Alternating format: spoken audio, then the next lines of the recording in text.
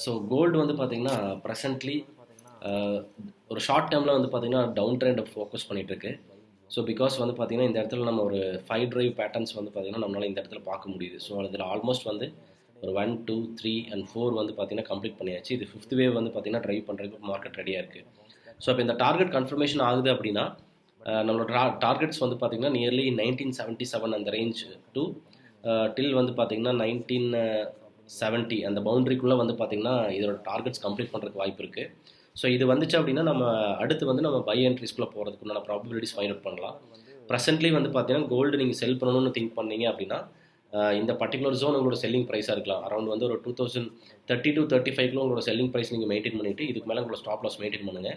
உங்களோட target price வந்து பார்த்தீங்கன்னா அரௌண்ட் ஒரு 1977 ரேஞ்சு வந்து நீங்கள் ஃபிக்ஸ் பண்ணிவிட்டு உங்களோட செல் என்ட்ரிஸை நீங்கள் க்ளோஸ் பண்ணிக்கலாம்.